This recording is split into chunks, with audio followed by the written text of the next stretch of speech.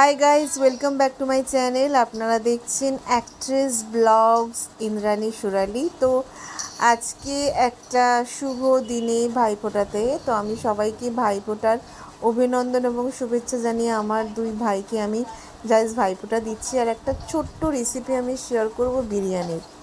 তো সঙ্গে থাকুন এবং দেখতে থাকুন।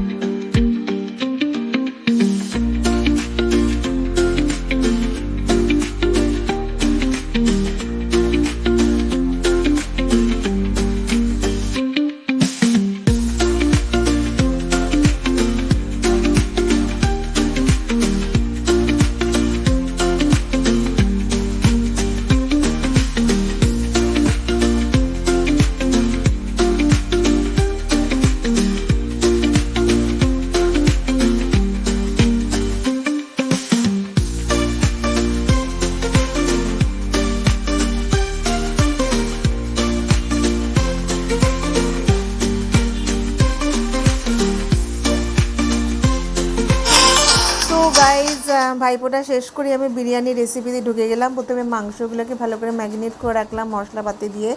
একটা কুকারের মধ্যে ভালো করে মাংসটাকে আমি প্রথমে কষিয়ে নিচ্ছি। তারপরে কড়াইতে পেঁয়াজগুলোকে ভালো করে আমি ফ্রাই করে নিলাম। তারপরে একটা গামলার মধ্যে আমি জল দিয়ে সেখানে জয়িত্রী, জায়ফল, যত রকমের যা বিরিয়ানির যা মশলাপাতি হয় সেগুলোকে আমি জলের মধ্যে দিয়ে দিলাম। তো জলটা ভালো করে যখন ফুটবে, ফোটার পর তো সেখানে আমি চালগুলোকে দিয়ে দিলাম। চালগুলো মোটামুটি যখন একটু সেদ্ধ হবে তখন আমি চালগুলোকে আমি তুলে নেব।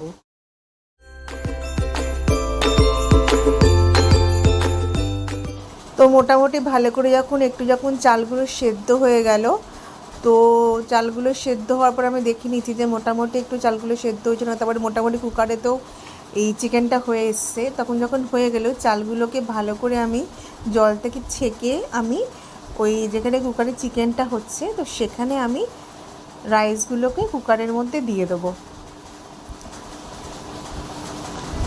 রাইসগুলোকে তো আমি কুকারের মধ্যে দিয়ে দিলাম। দেন রাইসগুলো কুকারের মধ্যে দেওয়ার সাথে সাথেই এখানে আমি যে পেঁয়াজগুলোকেও যে আমি ফ্রাই করে রেখেছিলাম, সেই পেঁয়াজগুলো এখানে দিয়ে দেবো। মানে আস্তে আস্তে যা জিনিসপত্র লাগে, যেরকম ঘি, পেঁয়াজ, কেওড়া জল, রোজ ওয়াটার, হ্যাঁ, তো সেগুলোকে সমস্ত কিছু আমাকে আস্তে আস্তে এখানে কুকারের মধ্যে আমাকে দিয়ে দিতে হবে।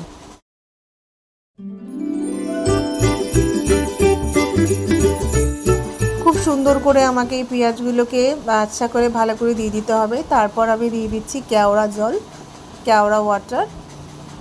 তারপরে হালকা আমাকে একটু ঘিও দিতে হবে, প্লাস বিরিয়ানির মশলাটা আমাকে ছড়িয়ে দিতে হবে এটা, প্লাস আমি রোজ ওয়াটার দিয়ে দিচ্ছি।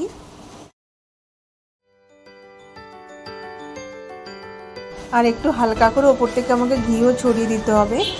আর ঘি দিয়ে দেওয়ার পর বাদ বাকি যে রাইসটুকু ছিল, সেই রাইসটুকু আমাকে উপর দিয়ে দিতে হবে।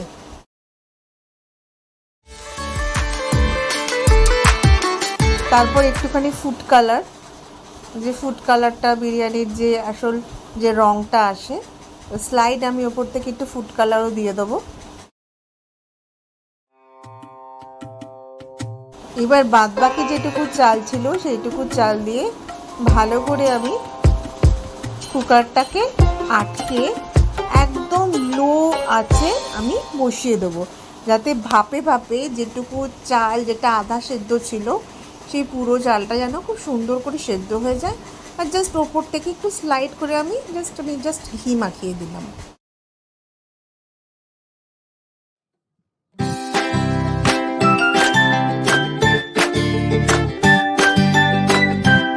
এবার কুকারটাকে আমি সুন্দর করে আটকে জাস্ট লো মিডিয়াম আছে, একদম অল্প আছে আমি কুকারটাকে বসিয়ে রাখবো 20 থেকে 25 মিনিট, একদম লো মিডিয়াম আছে। যতক্ষণে আমার বিরিয়ানিটা হচ্ছে ততক্ষণ এখানে আমি একটু জাস্ট দই দিয়ে আমি রায়তা বানিয়ে নিচ্ছি। রায়তাটাকে ভালো করে আমি মানে দইটাকে ভালো করে আমি মিক্সিতে ফাটিয়ে নিলাম।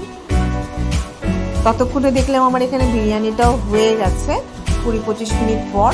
তো বিরিয়ানিটা মোটামুটি 20-25 মিনিট আমি জাস্ট এবার এটাকে আমি সার্ভ করে নেবো খুব সুন্দর করে।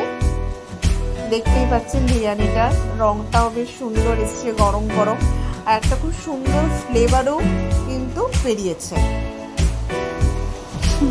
এটা আমি পুরো বিরিয়ানিটাকে একটা বড় পাত্রের মধ্যে আমি জাস্ট ঢেলে নিলাম, তারপর আমি সার্ভ করছি। এটা কিন্তু দেখতেও যেমন সুন্দর হয়েছে, খেতেও কিন্তু দারুণ টেস্টি হয়েছে।